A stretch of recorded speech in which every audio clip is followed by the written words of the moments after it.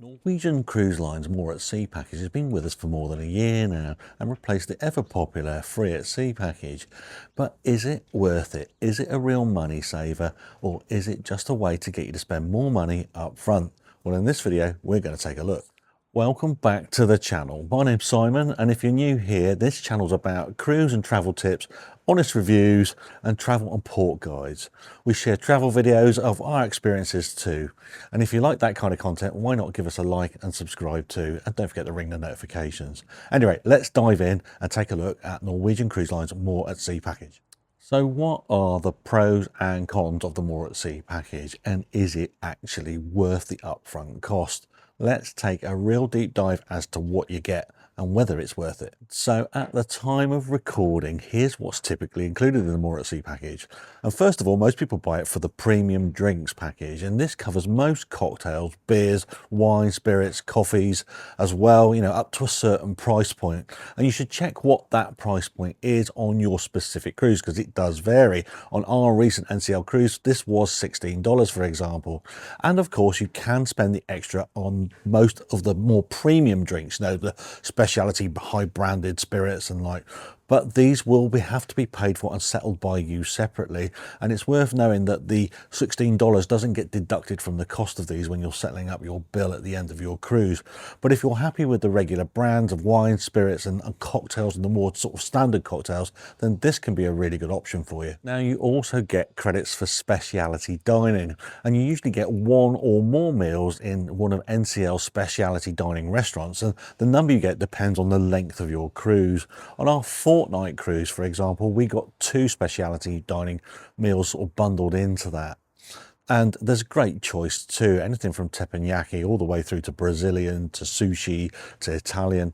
It's quite a lot of variety on board most NCL ships. Now, the More at Sea package also includes Wi-Fi and internet access whilst you're at sea, though streaming speed and ability can vary depending on where you are in the world. Obviously, there are some parts of the world where your connection is stronger than others. And the way this package is set up, it's typically an allowance of minutes to access the internet rather than continuous access, although you can again pay extra for continuous access if you want to, but that is an upgrade. You also get short excursion credit, and that's a set amount that you can apply towards the cost of your excursions booked through NCL, of course. And again, the amount of credit you get does again vary depending on your cruise length. And sometimes you get other little perks too, and this does depend on your sailing. It's basically a way of prepaying for things that most people end up buying anyway. So what are the pros and cons? Well, let's start with the positives. And the first thing to think about is the convenience of the package.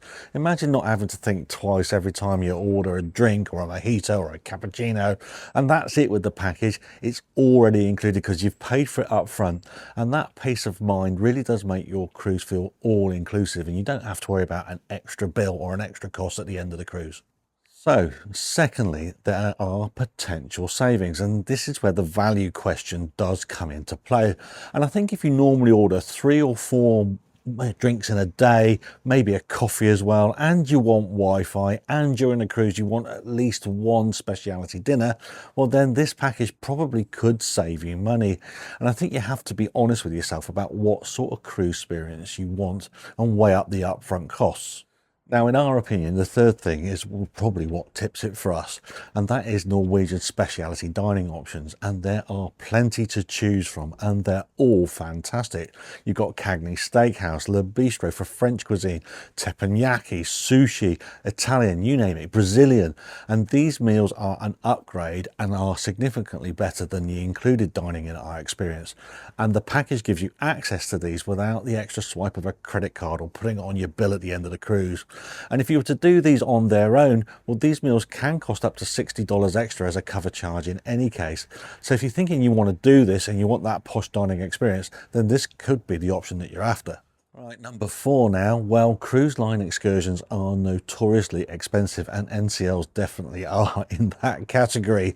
And even a small discount off of these upfront costs can help. And that's where that short excursion credit really comes into its own, because it does bring the cost of those excursions into the more affordable bracket. And all of these bits all do add up in our view, and it does feel like an upgrade. And for a lot of people, the More at Sea package really does make the whole cruise trip feel a little bit more indulgent, because you can treat yourself to those extra special experiences and you're not having to count the pennies all the time.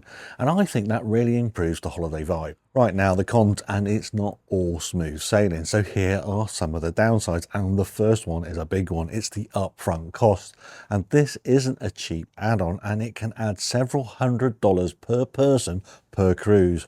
And if you're not going to fully use it all and use the entire package, you could be throwing your money away. Now, number two in terms of the cons, well, it is those restrictions on the drinks package. And remember, they're only covered up to a certain dollar limit.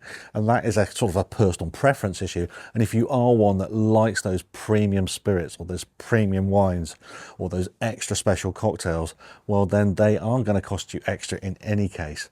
And, you know, that can be a reason just to pay as you go. Also, think about the Wi-Fi. If you have members in your travel group that are going to need continual access to streaming services and things like that, then the included Wi-Fi might not be up to the job. So number three, and we love the speciality dining, as we said, but you don't get speciality dining every night, of course, just a set number of meals depending on the length of your cruise. So if you're picturing a steakhouse dinner every night, well, think again. Now, number four, and this is a big one, because the thing is with this package is that everybody in your cabin has to buy it. And that means if you're traveling with someone who barely drinks or someone who doesn't really care about the Wi-Fi, well, they still have to pay for the package too. And that can add significant extra costs and really wipe out the value add aspects of this. And another consideration is how many port days you've got on your cruise. Remember, when you're off the ship exploring, and if you've got a cruise with lots of port days, then you're doing that quite a lot of the time. And on those days, you're not drinking at the bar or sitting on the Wi-Fi all afternoon. So the more port intensive your cruise is, the less you're actually going to get from the package. So let's wrap this up and give you a couple of real world examples. Imagine traveller A loves cocktails by the pool, drinks wine at dinner, grabs a latte late in the morning and needs Wi-Fi maybe to check in with work or family. They also want to try at least one specialty restaurant. So for traveller A, the package could probably save them a couple of $100s on the price of the cruise. What about traveller B? Well, traveller B maybe drinks one glass of wine maybe every other night, doesn't really care about Wi-Fi, likes the main dining room and is happy eating there every night or even in the buffet. And for them, the package wouldn't be as good value and may even be a waste of money. And I think these examples show exactly why it's important to think about what your habits are and your preferences are on the cruise before you decide to click that buy button. So should you get it? Well, here's my take. And I think if you're a foodie, a cocktail lover, or someone who likes to stay connected to family or work, then it's probably worth considering. But if you're cruising to relax, disconnect, and if you're happy with the included dining options, you may save money by skipping it. And at the end of the day, the More at Sea package isn't a scam, and it's not a one-size-fits-all bargain either. So there you have it. Everything you need to know about Norwegian Cruise Line's More at Sea package. But what do you think? Would you pay for it? Is it worth the price? Or would you rather pay as you go? Let me know in the comments, and I'd love to hear your thoughts and what your take on it is. If this video was helpful, don't forget to like, subscribe and hit that bell icon too, so you don't miss my next cruise breakdown. Until then, have happy and safe travels. Please like and subscribe.